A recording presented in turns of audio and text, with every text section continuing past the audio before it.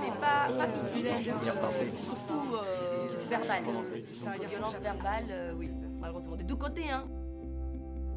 Radio France Inter, samedi matin. 8 femmes sur 10 ont déjà vécu de la violence conjugale. Au moment de cette statistique, je suis bloqué. Je comprends pas ces chiffres. Je trouve cela énorme. 8 sur 10, 80%. 8 de mes amis auraient déjà vécu de la violence physique ou morale. Effaré, j'en parle autour de moi. Ces chiffres interpellent, choquent comme un appel au secours. Et les 100 alors? Avec un panel d'hommes et de femmes de 18 à 81 ans, avec leur vécu et leurs souvenirs, vont-ils pouvoir nous en parler? Non. Des insultes? Ouais. Super forte en fin de soirée avec un mec qui virait désagréable dès qu'on allait en soirée. Mais pas de violence physique. Pas de violence physique, non. Le 21 avril 2018, je me suis fait péter la gueule par mon ex. Qui après, parce qu'en fait, une semaine avant, on partageait, ça faisait 4 ans et demi, 5 ans qu'on était ensemble, je crois. Une semaine avant ça, en fait, je l'avais quitté. Et le truc, c'est que comme je suis étudiante et qu'on partageait un appart, je me suis dit, en fait, et comme c'était au début de la semaine, je me suis dit, écoute, je travaille, j'ai mes cours, est-ce qu'il est possible que je reste dans cet appart, qui est du coup aussi le mien, parce que c'était un bail avec nos deux noms. Ça te va si je reste encore une semaine, le temps de préparer mes affaires et ensuite de me barrer, quoi. Du coup, pendant cette semaine, ça a été très bizarre, parce que pour le coup, on a partagé vachement de choses, on a parlé de beaucoup de choses. Après, j'essaie de l'éviter aussi beaucoup, machin, mais le temps qu'on a passé, le peu de temps qu'on a passé ensemble pendant cette semaine, j'avais l'impression que ça allait bien, quoi, qu'on pouvait se séparer tout doucement. Après, bon, certes, il y a eu des moments de pleurs un petit peu, tout ça, des deux côtés, hein.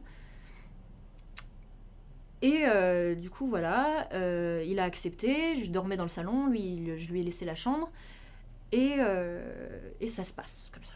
Je me dis, putain, c'est bon. En plus, c'était ma première rupture, du coup, j'étais en mode, putain, oh mon Dieu, ça se passe bien, ça se trouve, je vais faire partie de la team des gens qui arrivent à se séparer à l'amiable et tout, machin.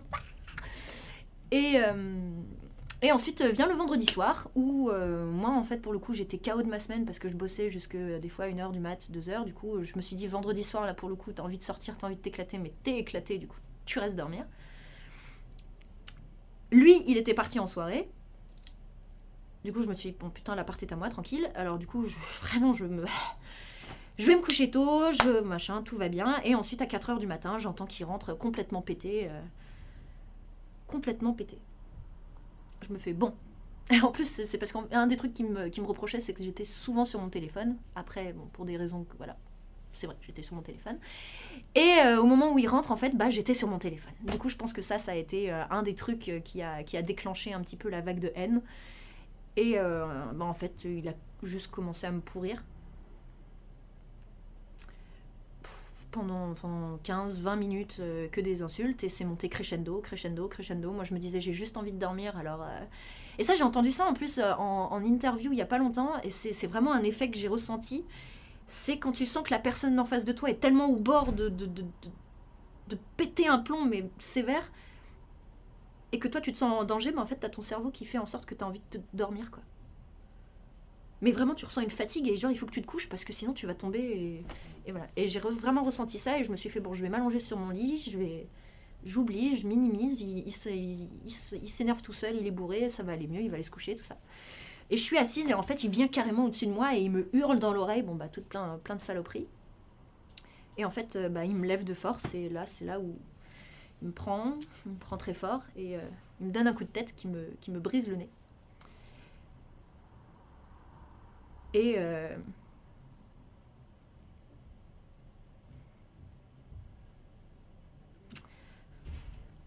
ça, c'est un truc dont je me souviendrai vraiment, je crois, toute ma vie. C'est qu'en fait, au moment où... Parce que je sais que je peux répondre. J'ai déjà répondu plusieurs fois à des bagarres et tout. Le truc, c'est qu'en fait, c'est pas n'importe qui donne un coup de nez. C'est vraiment une personne avec qui on a partagé quand même intimité et 5 ans de vie commune.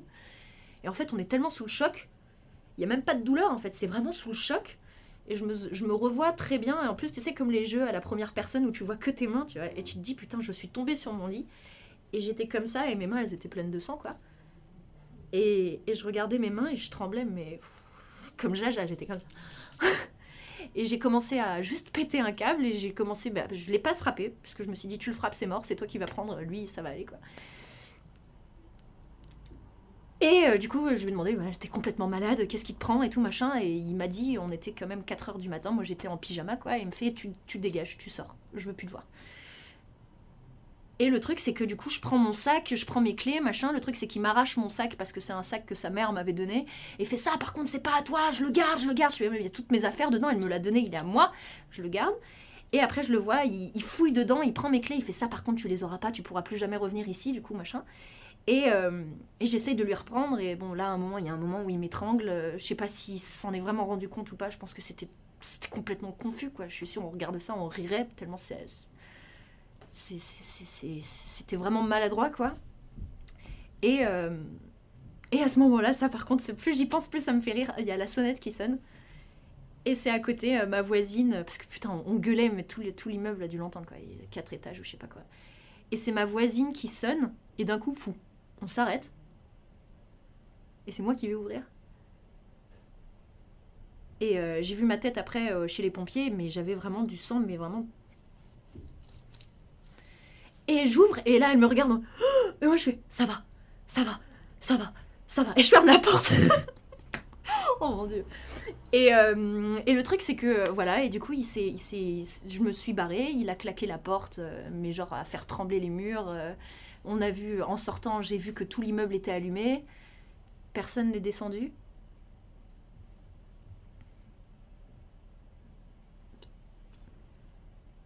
Je peux pas juger parce que moi je sais pas si je serais descendue aussi. Je peux absolument pas juger. Mais en tout cas, tout le monde savait ce qui se passait. En plus, la sœur de mon ex vivait 2 étages au-dessus. Voilà. Et je me retrouve complètement en pyjama, la gueule pleine de sang, à gueuler dans la rue. Espèce d'enculé, je vais te tuer, putain. Et en fait, je pense que c'est juste la nervosité qui d'un coup lâchait. Et je sais même pas si j'avais mes chaussures. Je sais pas si j'avais mes chaussures. Je crois que j'étais en pantoufles. Ou en tongs, ou je sais pas quoi. Bref. Et du coup, c'était, je sais pas si tu vois, c'était Croix de Chavaux, juste au-dessus du marché couvert. C'était là. Et du coup, juste au-dessus de la rue Rabelais, qui est pas très loin. Et du coup, je descends la rue, et là, il y a 2 petits mecs deux petits wesh en scooter. Je sais pas, ils livraient une pizza ou quoi. Et ils s'arrêtent à côté de moi, ils font « Madame, ça va ?» Et là, je me retourne, je dis « Ça va très bien !» Et ils font « Putain, c'est votre mec qui vous a cassé la gueule ?» Et là, j'étais choquée. Je fais « Mais comment ils savent, quoi ?» Enfin, d'un coup, c'est ce qui leur vient en premier, quoi. Et moi, ça m'a... Et ils m'ont demandé si je voulais un coup de main, j'ai dit que non. Et après, je me souviens, je suis partie vers les pompiers, et je pleurais, mais n'importe comment. Et j'arrive et tout, et je pleure. Et je vois la lumière qui s'allume chez les pompiers, et je dis, il y a la fenêtre qui s'ouvre, et je vois 4 têtes qui sortent, mais vraiment comme dans un cartoon, c'est genre en mode pout, pout, pout. Et après, ils font, wow, ça va et tout. Après, je crois que j'ai besoin d'aide. Je me suis écroulée, ils m'ont relevé, ils m'ont aidée.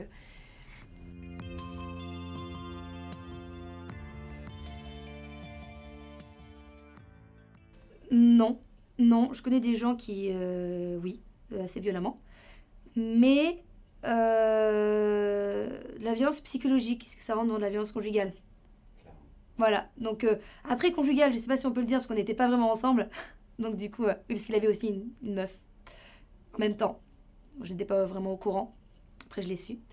Et en fait, le truc qui m'a sauvé d'une certaine façon, sauvé. Après, je savais un peu dans quoi je m'engageais. Hein. Je veux dire, le mec était un peu fou, mais je l'aimais comme ça.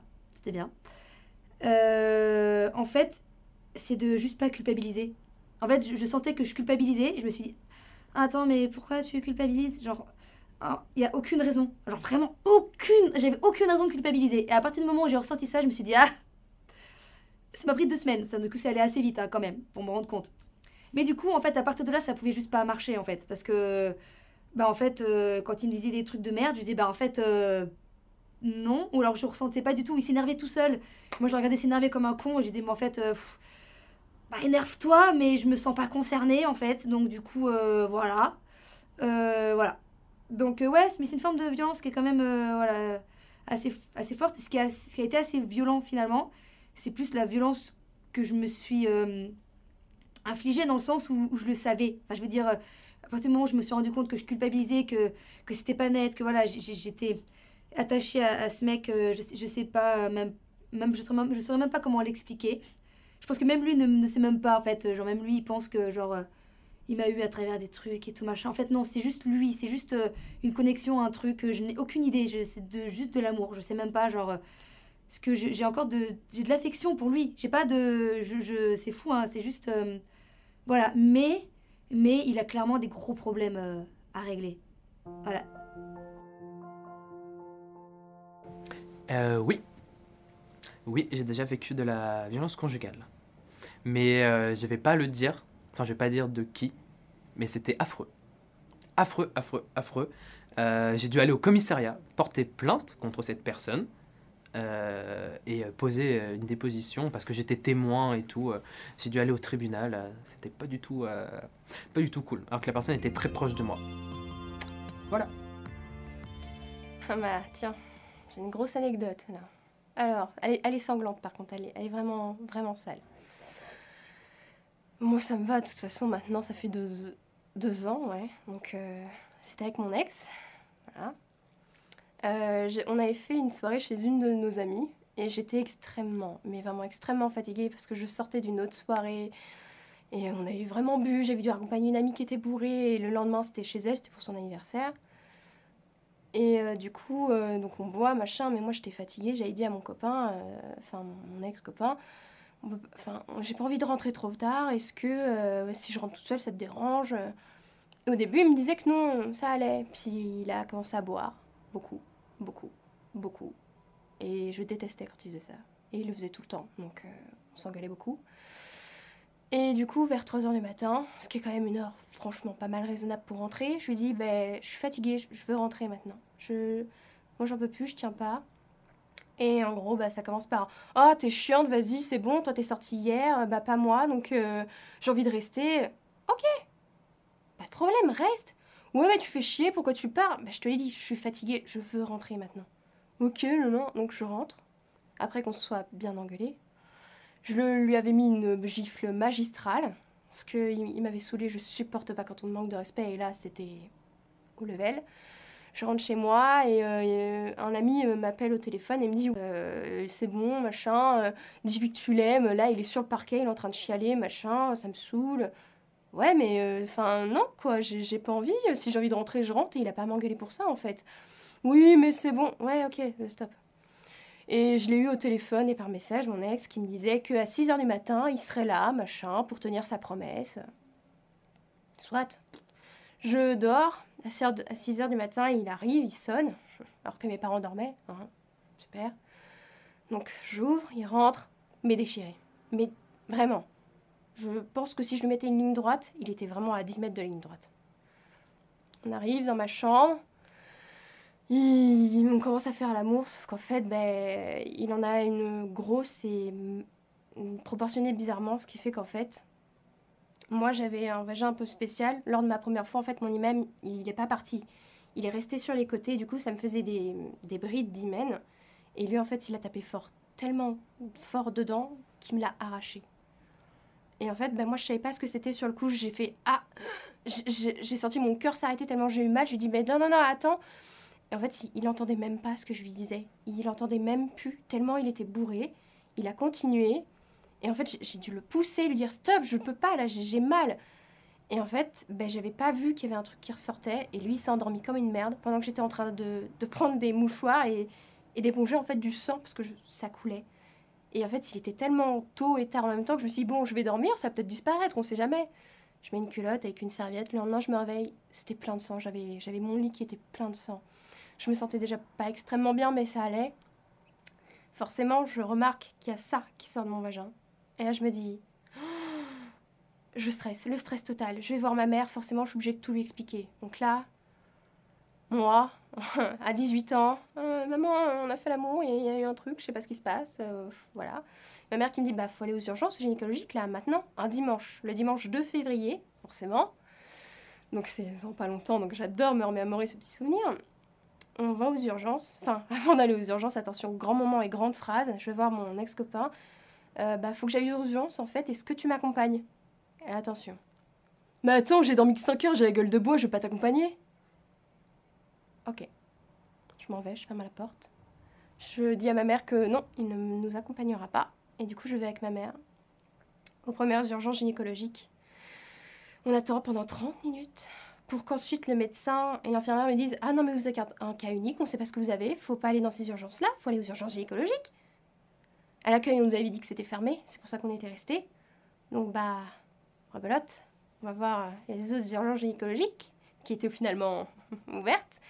Et là, un mec. C'est pour ça que je ne veux plus que des femmes en gynéco. Vraiment, hein. Là, c'était mon vagin, il a fait « Bon alors, là, vous avez mal, là ?» Ouais. Oh, faut vous opérer demain, parce qu'en fait, on va vous faire une chirurgie réparatrice. Pardon? Une quoi? Je pleurais, parce que je me suis dit, je vais passer sur le bio pour ça. Enfin, non, quoi. J'ai la phobie des anesthésies générales, de tout ce qui est des piqûres, en fait, de base.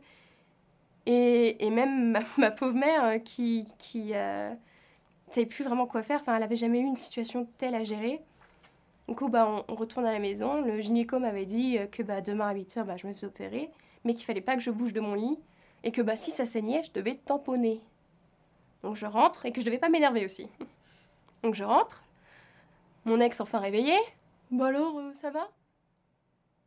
Ouais, ça va, regarde. T'as vu, j'ai l'air vachement bien. Donc je lui dis de dégager du lit. Je me mets dans mon lit. Et tout ce qu'il a trouvé à faire, c'est partir jouer à Monster Hunter dans la chambre de mon frère. Parce que, je cite, ça puait trop le sang dans ma chambre. Donc, forcément, je faisais ce que me disait mon gynéco, j'épongeais. Sauf qu'il y a un moment où, je pouvais plus éponger, en fait. Ça ne fonctionnait plus. Ma chambre était pleine de mouchoirs, de serviettes de sang. C'était fort sympathique. Je vais aux toilettes, il devait être 15h, 16h à tout casser. Ma mère était en train de faire des crêpes. En fait, aux toilettes, j'avais sorti un caillou de sang de la taille d'une balle de golf dans ma main. Et j'entendais, ça coulait à flot, en fait. Je faisais une énorme hémorragie. J'étais à 2 doigts de tomber dans les pommes. On m'emmène avec les pompiers. Mon copain vient me voir en mode « Ça va aller, ma chérie, ça va aller. » Ouais, ça va aller, ouais. J'étais en panique totale. Franchement, cette scène, c'est comme si je l'avais vécue, mais en dehors de mon corps. Parce que ça a été la plus grosse panique pour moi. Parce que je savais pas ce que j'avais, je savais pas ce qui se passait. Et surtout, lui, il s'en branlait, quoi. Et ça a été mon premier amour. Et franchement, hélas, je le regrette. Je regretterai peut-être toute ma vie d'avoir été avec un mec comme ça, qui m'avait déjà agressée, qui avait été absolument odieux avec moi, qui s'en branlait de tout ce que je pouvais faire. Et qui, là, me laissait en plan, qui n'assumait pas une seconde ce qu'il avait fait, parce que c'était quand même de sa faute. Et au final, c'est un peu moi qui me retrouvais devant les pompiers en mode ouais, elle s'est faite violer, en fait. Tout le monde a cru que je m'étais faite violer. Et donc là, je me retrouvais à expliquer aux médecins et autres, gynéco, non, c'est juste mon copain.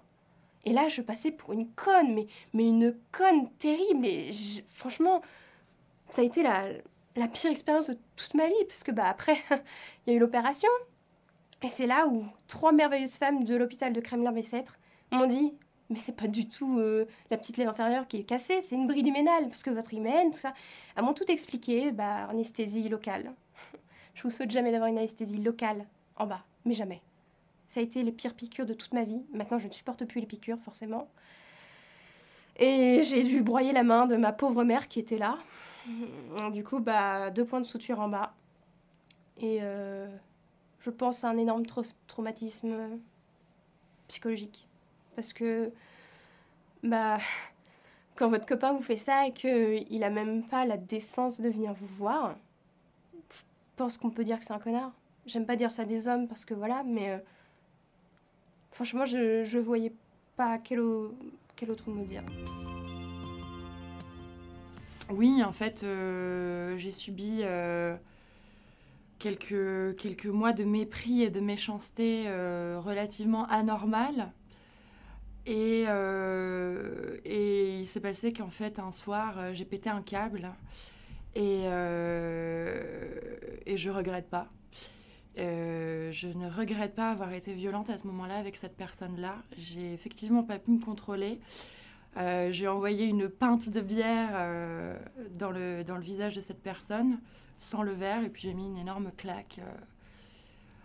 Et voilà, c'était pas non plus... comment dire...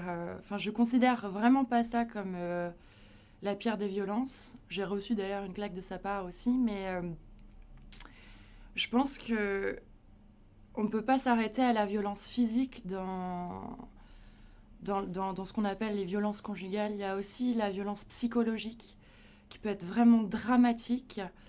Et généralement, quand il y a des violences, c'est difficile de savoir où ça a commencé et qui est le responsable. Et je ne me dédouane pas du tout de ce que j'ai fait. Mais il faut bien s'intéresser au fait de savoir qu'est-ce qui pousse les gens en fait, à devenir violents à un moment donné.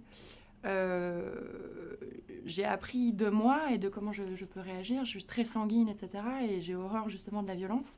Mais faire subir à des gens une méchanceté et les pousser justement à devenir eux-mêmes violents, ça aussi c'est une violence.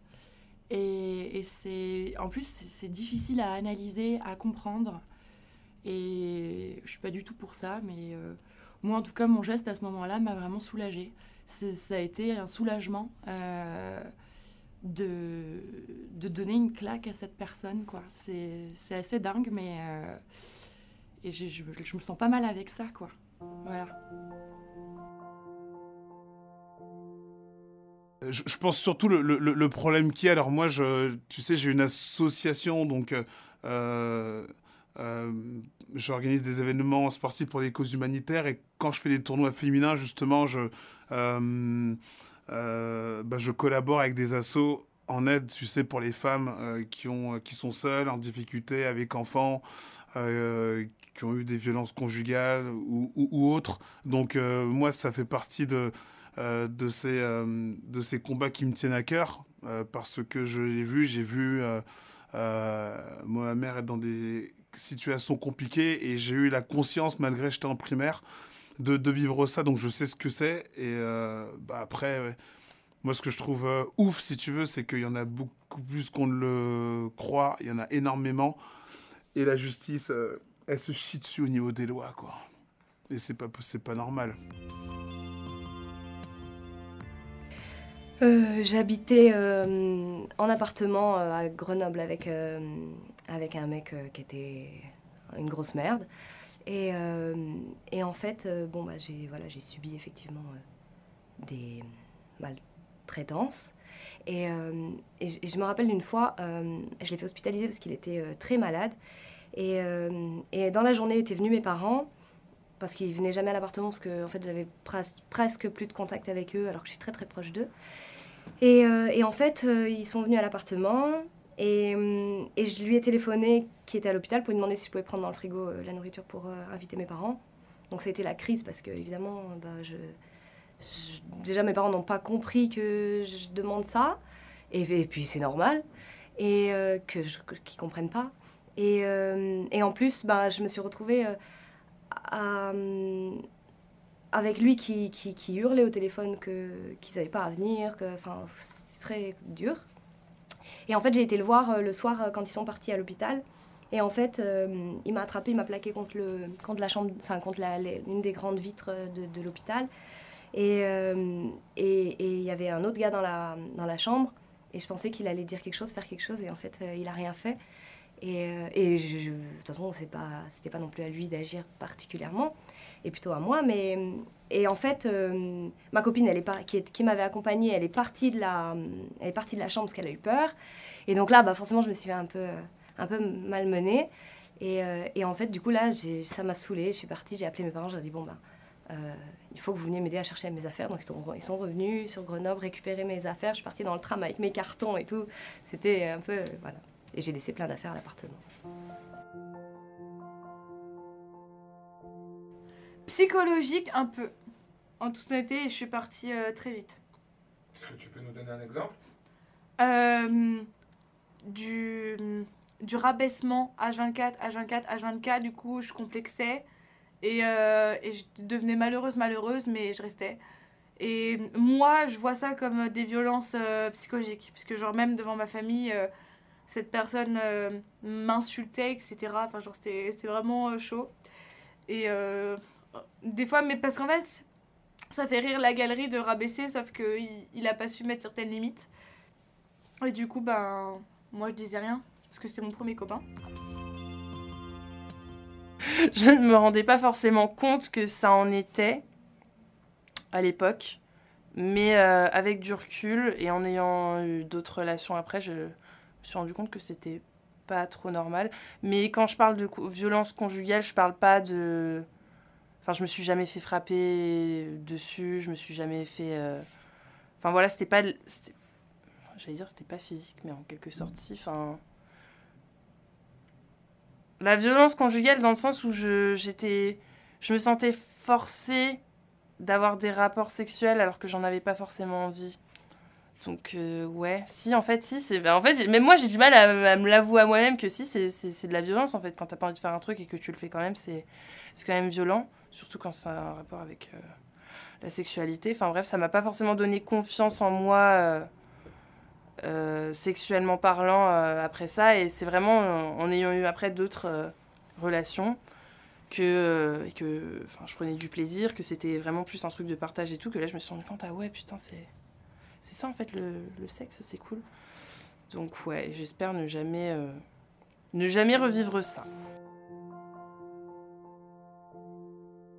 Ouais, c'est un sujet qui est pénible, qui est viscéral. Tu vois, tu me dis violence conjugale, ça y est, j'ai tout qui est en route à l'intérieur de mon corps. Et qui est prégnant parce que, comme je disais, enfin voilà, j'ai déménagé donc il y a, en décembre l'année dernière, et puis j'avais vécu pendant 20 ans dans le même appartement, mis tous mes papiers, les trucs en vrac, enfin dans des cartons quoi. Et puis là, j'ai décidé de reprendre tous ces papiers et de jeter ce qu'il y avait à jeter. Et je suis tombée sur des trucs qui datent du siècle dernier, quoi. Enfin, de la période où j'ai vécu avec la première personne avec qui je l'ai vécu. Et je suis retombée, effectivement, sur notamment un document... Voilà. En fait, j'étais allée à l'hôpital, puisque j'ai fini un peu à l'hôpital. Bon, j'étais pas sur une civière, hein, c'est pas ça, mais je suis retombée sur le compte-rendu, en fait, des hématomes, sur le visage, etc., etc. Ça m'a replongée, vraiment, ça m'a vraiment replongée là-dedans. Et donc c'est un truc, pour moi, c'est un sujet qui me... Pas qui me laisse sans voix, mais je trouve même pas les mots, tellement... Les mots ne peuvent pas, ont du mal à sortir, en fait. Quand tu es avec quelqu'un, en fait, qui te... En fait, c'est quelqu'un qui prend une emprise sur toi, une emprise qui est d'abord psychologique. Et tu t'en rends pas vraiment compte de cette emprise. Enfin, moi, je m'en rendais pas bien compte, hein. J'étais jeune à l'époque. J'avais 19 ans. Enfin, je suis restée quand même avec ce gars-là pendant 7 ans. Et j'ai eu mes premiers enfants avec lui. Je les voulais, hein, mes enfants. J'en ai tellement voulu un que j'en ai eu 2. Et j'essayais de les protéger, donc s'il y avait pas... Enfin, ça a été très insidieux cette année. C'est-à-dire que c'était quelqu'un de très intelligent, mais avec un gros poil dans la main. Donc moi, je voulais faire vivre ma famille. Donc je bossais, et lui, il bossait quand il pouvait. Et puis, quand ça lui plaisait pas, c'était toujours la faute des autres, mais certainement pas de la sienne. Donc je tenais vraiment la famille. Et en même temps, c'est quelqu'un qui me dépréciait, mais totalement, mais de façon très insidieuse, de façon très... J'étais nulle, quoi. J'étais nulle avec les enfants parce que je m'en occupais pas. Bah oui, je m'en occupais pas des enfants puisque je bossais. C'est moi qui ramenais le fric à la maison, donc... Et quand je me suis séparée de lui, ça a été d'une violence extrême. Hein. C'est sur ce papier-là que je suis tombée, en fait. Mais je l'ai foutu dehors. Je suis arrivée à le foutre dehors. Et à l'époque, t'avais pas... comment dire... la parole... Enfin, j'ai même pas pensé aller chez les flics. J'ai pas pensé. Je me suis dit, je me défends. Donc j'ai donné des coups. Tu vois, tu parlais de bagarre tout à l'heure. C'était de celle-là dont je voulais parler. Enfin, c'était ça, celle-là que je pensais. Et je me suis retrouvée, en fait, avec quelqu'un qui, jusqu'au bout, en fait, m'a mis une pression dingue, parce que ça en est allé jusqu'à... moi, je voulais garder les enfants avec moi. Et il était sur mes paliers tous les jours. Parce que je l'avais foutu dehors, mais malgré tout, il avait les clés, donc il rentrait. Il a essayé de se pendre au moment où j'allais ramener les enfants à l'école. Enfin, c'est un peu décousu tout ce que je raconte. C'est tu sais, comme des flashs, quoi. Et j'ai su en fait qu'il était en train de faire ça grâce à une voisine. Donc là, j'ai appelé les pompiers. J'ai mis les enfants chez cette voisine. Les pompiers sont arrivés. On s'est retrouvés. J'ai dû les accompagner à l'hôpital. Et là, j'ai fait un truc en fait qui a été. Enfin, j'ai dû prendre une décision qui a été très violente. J'avais quoi, 26, 27 ans. Ils m'ont dit, non mais c'est bon, il a rien, on le fait sortir. Et je lui ai dit, mais c'est pas possible de le laisser sortir là. Il a quand même tenté de se suicider alors que les enfants allaient revenir de l'école, il faut le garder. Ah oui, mais ça c'est une décision que nous ne sommes pas en mesure de prendre, madame, c'est à vous de la prendre. Quoi, comment ça, c'est à moi de la prendre la décision? La décision de l'interner, c'est à moi de la prendre? Oui, oui, c'est à vous de la prendre. J'ai mis... je sais pas combien de temps, mais sans doute une éternité, à lire le papier qu'il m'avait donné, qu'il fallait que je signe pour l'interner. Je l'ai signé, le papier. Et en me disant, de toute façon, je vais pas le laisser dehors, quoi. Je veux ma tranquillité, et la tranquillité pour mes enfants. Donc j'ai signé le papier, j'ai appelé sa famille, je lui ai dit, écoutez, il est dans l'Oise, je sais plus comment s'appelait l'hôpital, à Clermont-de-Loise. Et après ça, il est resté je ne sais plus combien de temps. Et après ça, ça a été un chantage au téléphone. En fait, le chantage, ça a été de dire, écoute, de toute façon, les enfants, c'est moi qui m'en occupe. Toi, ils ne voudront pas rester avec toi. Ok. Et dans ma tête, je me suis dit, ok, soit je me bats pour garder mes fils et je vais la voir tout le temps, dans ma vie, sur mon palier, n'importe où. Soit je cède là-dessus, je vais laisser le temps passer pour que mes fils ne souffrent pas de ce qui se passerait. Et j'ai donc pris la décision de dire, ok, tu veux les enfants? Très bien, ils vont avec toi. On fait une requête conjointe. Donc je suis aussi tombée sur ces papiers-là quand j'ai commencé à trier mes papiers. On fait une requête conjointe. Je te verse une pension alimentaire. Et puis voilà, tu as les enfants avec toi. Toute cette période-là, en fait, ça a été aussi une période où mon mari actuel, François, on a commencé à avoir cette histoire. C'est-à-dire que cette histoire avec François, elle a démarré au moment où moi, j'avais viré le père de mes fils. François est intervenu après ça, juste après. Et François, il m'a fait découvrir que non, j'étais pas de moche, non, j'étais pas nulle. Oui, j'avais quelque chose, enfin, une forme d'intelligence, une débrouillardise, enfin, et puis de la vie en moi. Vraiment de la vie. Et donc mon choix, en fait, ça a été de me dire, ok, je vais laisser les enfants avec leur père, et puis moi, je vais vivre ma vie. Donc j'étais salope et mauvaise mère, mais peu importe. J'avais besoin d'avoir une vraie vie, enfin. Enfin. Et je savais que François, à cette époque-là, on est en 1992, je savais que c'était l'homme de ma vie. Vraiment. Donc, mes fils sont allés avec leur père dans le midi de la France. Et puis après, il a décidé de partir à La Réunion. Et je ne les ai pas vus pendant 2 ans. Et les rares fois, parce que dans la requête conjointe étaient prévues des visites, machin, etc., j'en ai fait 2 ou 3 qui se sont hyper mal passées. Parce que effectivement, leur père montait mes fils contre moi. Et j'ai retrouvé aussi des lettres où il m'appelait madame. Donc les violences conjugales, ça peut aller super loin. En même temps, je savais que le temps allait me donner raison. Et donc, quelques années plus tard, je suis allée à La Réunion avec François, revoir mes enfants qui étaient avec leur père. Les choses s'étaient enfin étaient devenues un peu plus tranquilles, on va dire. J'ai passé... j'avais une trouille de les revoir qui était inimaginable. Vraiment. J'avais peur de leur regard, j'avais peur de leur jugement. Et je me souviens que la première fois qu'on s'est revus, donc 2 ans et demi après, ils m'ont emmenée dans leur chambre et on a passé, je sais pas, 3 heures, 4 heures ensemble, quoi. On se retrouvait. Et puis, en 1 an et demi plus tard, je les ai récupérés parce que leur père pouvait plus. Et je savais que ce moment-là allait arriver. Et je savais qu'il fallait que j'attende le moment où ça allait venir. Et c'est venu. Et qui a donné des nouvelles à leur fils pendant un moment. Et puis depuis, en fait, depuis leurs 15 ans, non plus de nouvelles de leur père. On ne sait pas où il est. Ou alors de façon très épisodique.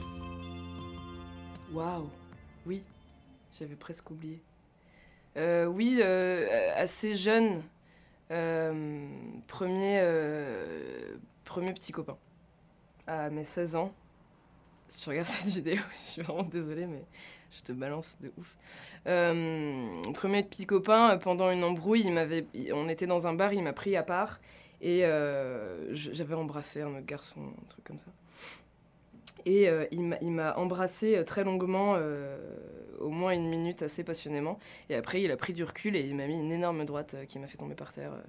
Ouais, genre l'effet de surprise qui l'a fait kiffer, quoi.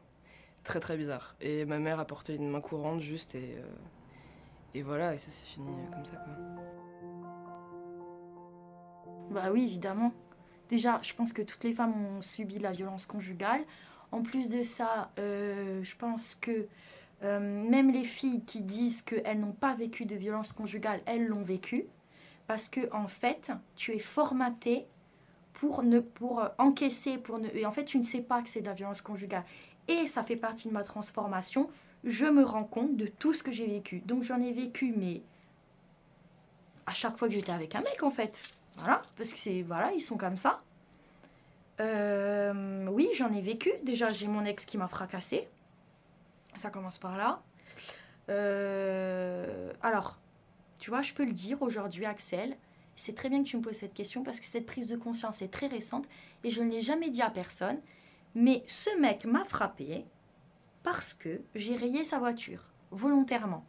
Et pendant des années, c'est-à-dire que ça fait 11 ans aujourd'hui, ça va faire 11 ans au mois de mars, qui m'a frappée. Et ça fait 11 ans que je dis haut et fort que je n'ai pas rayé sa voiture. Parce que ça fait 11 ans que j'avais un poids en me disant, il m'a frappé parce que j'ai rayé sa voiture, c'est ma faute. Et aujourd'hui, je prends conscience que j'ai rayé sa voiture ou non, il n'avait pas à me frapper. Donc je le dis aujourd'hui, oui, j'ai rayé ta voiture de merde, et non, tu n'avais pas à me frapper. Et j'aimerais, si j'avais la possibilité, porter plainte contre lui, parce que j'ai la rage de voir tout l'impact que ça a eu sur moi, ce truc. Mais tu peux pas porter plainte. Et moi, désolée, j'ai pris conscience 10 ans après. Je sais que c'est long, mais j'y peux rien. Voilà, j'y peux rien. Alors ça, c'est la plus grosse violence conjugale que j'ai vécue. Ensuite, j'ai subi une autre violence conjugale avec mon premier mec et ma première fois, qui était un enfoiré de première. Bon, lui, il avait un pacte avec moi que j'ai accepté. Hein. Mais après, on peut croire que je suis conne. Bon, là, je dis des trucs, c'est un peu chaud, mais c'est pas grave. C'est pas grave, j'assume. Non, mais c'est pas j'assume, c'est à lui d'assumer. Moi, tu vois, je suis encore dans le truc. Donc, mon premier mec, lui, comme il voulait pas de moi et que moi j'étais folle amoureuse de lui, avait passé un contrat avec moi que j'ai accepté certes, mais qui est quand même terrible. Il a utilisé mon amour pour me violenter. Il me disait que si je couchais avec lui tous les vendredis, alors on restait ensemble encore 1 semaine de plus. Voilà. C'est très glamour, voilà. Ça, c'était ma première fois. Ensuite, violence conjugale. Bon, je me suis pris des gifles. Hein. Ça, ouais, mon ex, il m'avait mis une gifle parce qu'il croyait que j'avais fumé un joint. Chose qui était fausse, mais même si j'en avais fumé un, je méritais pas une tarte dans ma gueule. Après, qu'est-ce que j'ai vécu? Un autre mec a essayé de me taper.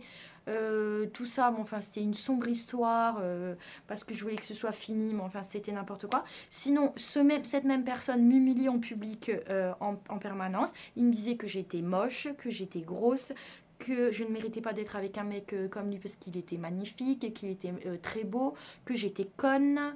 Enfin, lui, pour lui, j'étais une sombre merde. Voilà, c'était un gros con. Il ne m'a pas soutenue dans tout ce que j'ai pu endurer à cause de notre relation. Il était humiliant, irrespectueux. Il se baisait toute la terre entière, et moi y compris. Après, on se demande pourquoi on a le VIH, mais bon, voilà. Heureusement, j'ai jamais rien attrapé. Voilà, je sais pas, hein, je vais pas te faire tous mes mecs parce que sinon, on reste là 3 heures, quoi. Mais ouais.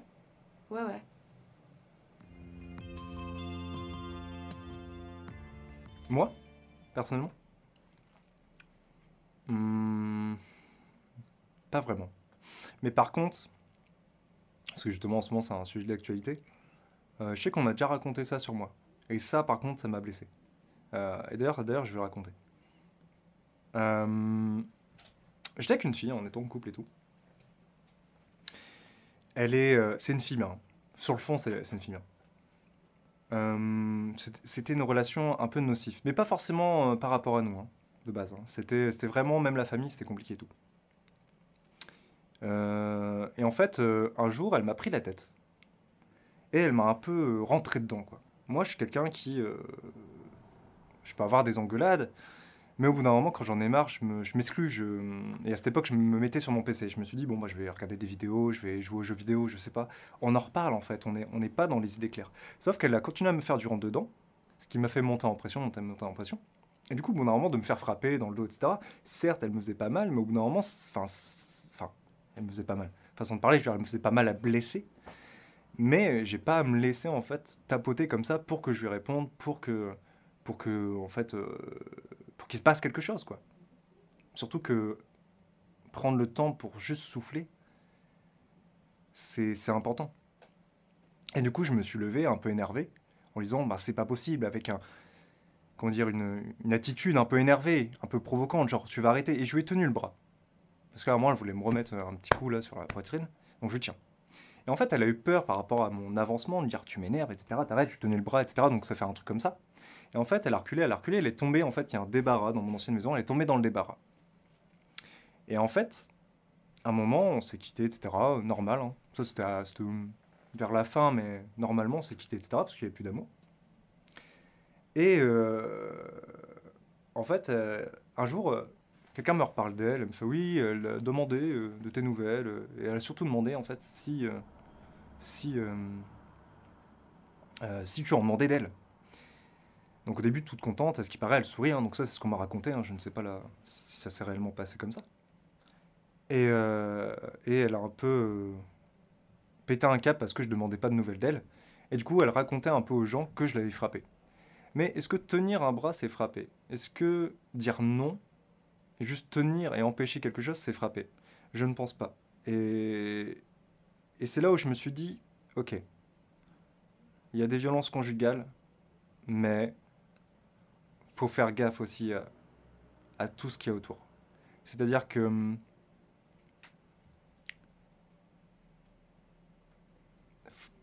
on peut pas, parce que en ce moment la position de la femme est importante, tout le temps mettre en cause l'homme. Il a beaucoup moins de pression, mais il a certaines pressions, et les manipulateurs, ça peut être un homme comme une femme. Tant qu'on n'a pas de preuves, tant qu'il n'y a pas de faits, à part ceux qui sont marqués par les coups, on ne connaît jamais quelqu'un. Et il faut faire attention à ce qu'on dit, quoi. Alors vécu, je n'ai pas, comment dire, je ne l'ai pas pratiqué. Bon, c'est bizarre à dire pratiquer, je ne l'ai jamais fait avec ma copine ou que ce soit les anciennes. Mais avec mes parents, enfin entre mes parents, oui. Enfin, je pense que les Asiatiques se reconnaîtront beaucoup parce que vraiment la famille c'est quelque chose qui est très très important en Asie. Et vraiment, enfin moi je sais qu'il y a eu beaucoup de conflits très forts et j'ai toujours eu très peur que mes parents se séparent. Et je pense que c'est peut-être à cause de ça que je veux pas refaire la même chose et que j'essaie d'être le plus positif avec ma copine et celle que j'ai pu avoir avant. Donc moi j'ai jamais vécu ça personnellement. Mes parents, je l'ai vu beaucoup à travers eux et ça m'a donné justement envie de pas le faire. Donc voilà, je donne tout ce que je peux, j'espère le faire. Voilà. Alors, est-ce que c'est une question malheureusement où je vais devoir répondre oui. Est-ce que j'ai déjà vécu ou subi de la violence conjugale? Oui, alors heureusement je m'en suis sortie assez rapidement. Enfin, je pense que malheureusement il y a des femmes qui vivent ça pendant des années. Alors avant de vivre ça, je faisais... D'ailleurs ça me tente d'en parler aussi ouvertement, mais bon, soyons fous. avant qu'il m'arrive ça, je faisais partie des personnes qui forcément voulaient défendre ces femmes et se mettre à leur place, mais qui ne comprenaient pas en mode mais pourquoi tu t'en vas pas en fait, il te fait du mal, mais il n'a pas à faire ça, donc casse-toi.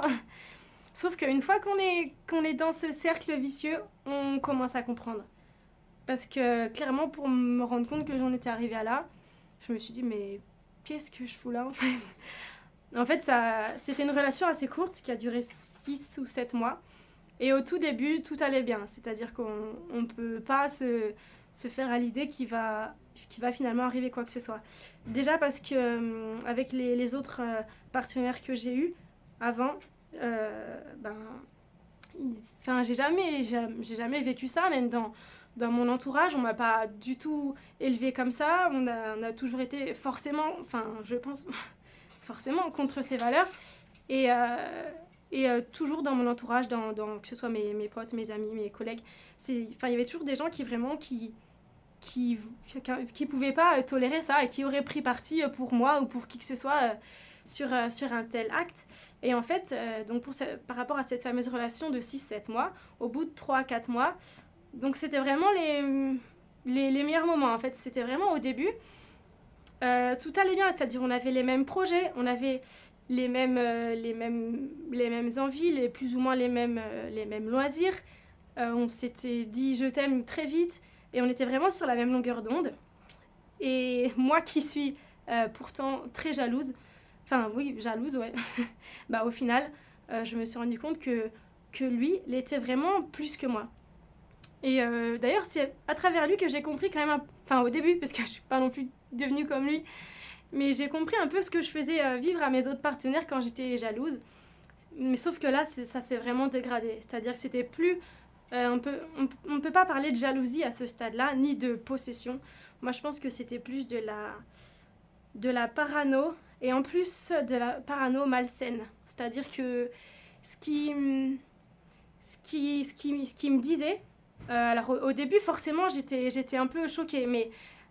puisque d'abord c'était des paroles, des actes, je vais vous le dire clairement, mais par moments je me prenais des salopes dans la gueule, ce que avant ça j'aurais jamais accepté, mais jamais. Sauf qu'à un moment donné il dit ça, ensuite il s'excuse et puis voilà, puis il dit qu'il recommencera plus, donc je me dis et là c'était que les paroles encore. Sauf que à un moment donné, donc bien plus tard, il se met à me réinsulter comme ça, mais vraiment sans raison. C'est-à-dire que maintenant que je suis plus avec lui, je pourrais le dire si je l'avais trompé ou pas. Mais je l'ai jamais trompé quand je suis en couple. Moi, je le dis, je suis plus que fidèle. Et ça, je sais pas pourquoi je mentirais là-dessus.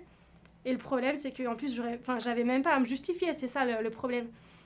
C'est que, donc à un moment donné, il a commencé à me ressortir une insulte un peu comme ça. Et j'ai beau être très très patiente, très très gentille, je pense. Quand je pars, je pars. Mais alors je peux être folle. Je peux mettre en danger sa vie, la mienne et ce qu'il y a autour. Mais vraiment, vraiment, vraiment, faut me chercher. Et là, déjà, non seulement il me méprisait, en plus il me rabaissait vraiment dans ses mots, parce que c'était clairement pas moi, même si au fond je le savais, bah au final j'étais presque à me faire une raison et me dire ah bah ouais peut-être que si en fait, alors que quand j'en parlais avec une amie elle me disait mais non mais arrête, enfin qu'est-ce qu'il te dit, pourquoi il dit ça, pourquoi toi tu penses ça, enfin t'es tout sauf ça, t'as clairement pas besoin de ça avec ce que t'as vécu avant, parce que voilà il y a une période qui a fait que vraiment j'étais assez fragile et j'avais assez peu confiance en moi pour en plus vivre ça quoi. Et au final à un moment donné donc il m'a ressorti un truc comme ça et je suis vraiment pas du genre à être la nana qui fout des baffes comme ça. Non, vraiment pas. Mais là, il m'a dit un truc et le premier réflexe que j'ai eu, c'était voilà, de lui foutre une tarte, quoi. Je veux dire, c'était pas un coup de pied ou de lui balancer mon portable à la gueule. C'était une tarte, c'était une claque. Et elle était pas non plus hyper violente, mais c'était tac, un réflexe, quoi. Enfin, il m'insulte. Voilà, tu l'as fait une fois, pas deux, en gros. Et le problème, c'est que ça a commencé par là, c'est qu'une fois que j'ai foutu une claque, il m'en a remis une, lui, mais avec sa force d'homme, c'est-à-dire beaucoup plus violente. En mode, tu m'en mets une, mais je t'en remets une beaucoup plus grosse, quoi. Et au début, alors la façon dont après il s'est, on va dire, encore excusé, tout ça, et puis le truc, c'est qu'il me faisait culpabiliser. Donc moi, je m'étais un peu fait prendre au piège, et j'avais clairement... je pensais que c'était, oui, un peu moi qui étais en tort. Il m'a dit, oui, mais c'est toi, tu m'as frappé, enfin... En gros, c'était vraiment, tu m'as frappé, c'est normal que je te frappe. Et pendant un petit moment, je me suis dit, ouais, en fait, c'est peut-être vrai au final. Enfin, c'est... Voilà, quoi. Sauf que au final, ça a continué un petit peu. En fait, le problème, c'est que quand il me rendait folle et que je voulais à tout prix lui dire que... Mais non, je suis pas ce genre de personne. C'est comme si vous êtes en prison, dans une prison, quoi, avec des barreaux, une prison, et qu'on vous dit... Mais c'est vous qui avez, qui avez fait ci ou qui avez tué machin, et que vous allez en gros, vraiment je prends l'extrême situation, exemple, subir la peine de mort. Et on vous dit c'est de votre faute, vous allez mourir, c'est comme ça, enfin bref. Mais en fait, moi je mettais tout mon temps, toute mon énergie, toute ma vie à me justifier. Clairement, je devrais pas, j'aurais pas dû. Puisque je me rappelle qu'on me disait mais t'aurais dû dire mais laisse tomber, mais si ça me concerne pas, alors mais... Et il y a des gens qui ont cette capacité-là, moi je peux pas. Ça me met hors de moi quand on me dit des choses qui sont fausses, que je sais que c'est faux, quoi. Je le sais. Par exemple, je vous donne un exemple de situation où c'était vraiment humiliant. On était au restaurant, il y avait sa famille, donc il y avait... et je m'en fous, s'il se reconnaît, tant mieux. En fait, il y avait donc son père, des amis à son père, lui... et le fils d'un ami à son père.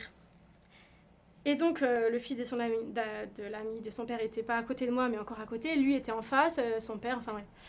Et à un moment donné, je vais aux toilettes, quoi, ce qui peut arriver. Excusez-moi d'avoir envie de pisser à ce moment-là, quoi. Donc, on était en train de manger. Je me lève, je vais pisser, quoi. Puis je lui dis, enfin, je veux dire, les toilettes étaient à côté, à 10 mètres. Je vais aux toilettes, je vais pisser. Forcément, quand on est une fille, ça prend un peu plus de temps, puisque déjà, on doit enlever le pantalon, on doit faire ci, alors que vous avez juste enlevé la braguette. Bon, ça dépend ce qu'on fait, mais bref. J'arrive aux toilettes. Et en revenant, et en fait, j'avais même pas remarqué, mais le temps que j'étais aux toilettes, je reviens. Donc, le fameux fils de l'ami dont je vous parlais, quand je suis partie, il était toujours là. Quand je suis revenue, il était toujours là. Mais comme j'ai pris un peu plus de temps, parce qu'après, je sais pas, j'ai dû me regarder un peu dans la glace. Et il me regarde en face, comme ça, là. Alors qu'au début, tout allait bien, c'est-à-dire on passait une soirée normale. Et il me lance un regard où clairement, je comprends pas ce qui se passe. Je sais qu'il en a après moi et je me demande ce qu'il a. Et je préfère même pas en parler là, en fait. Je préfère faire semblant, voir parler avec les autres et finir de manger, parce que c'est clairement pas l'endroit ni le moment de régler nos disputes de couple, on va dire, sur la table. Et après, on arrive à la fin du plat. Et je crois qu'on n'a même pas pris de dessert, parce que personne vraiment n'en a pris. Et il a dit, en gros, il a dit à son père, nous on y va, on se casse, hop, il a payé. Vraiment, regard noir, hop, puis on part en voiture. Et puis là, je lui dis, mais... Enfin, je sais plus si c'est moi qui lui ai dit ou si c'est lui qui a commencé à me dire, mais... Et il me dit, ouais, mais tu crois que je t'ai pas vu ? Tu crois que j'ai pas compris, là, ce qui s'est passé dans les toilettes avec lui et tout ? C'est-à-dire que le mec, pour lui, il a une vérité. Pour lui, c'est vrai. Il s'imagine des choses et pour lui, c'est la vérité. C'est-à-dire, j'ai forcément fait quelque chose avec ce mec-là, donc le fils de l'ami, dans les toilettes. Sauf que je pense qu'il faut vraiment être un malade mental déjà pour penser ça. En plus, pour accuser une personne, c'est carrément improbable, c'est même impossible, c'est même fou, c'est trop... c'est horrible, quoi, de dire ça comme ça. Et le pire, c'est que moi, j'étais là à me justifier comme une conne, alors que j'aurais pas à me le justifier. Et puis, il commence à s'énerver, mais alors s'énerver... il monte dans la voiture, vénère. Je lui dis non, mais je monte pas avec toi, quoi. T'es énervé, en plus, je pense que t'as bu un verre ou deux.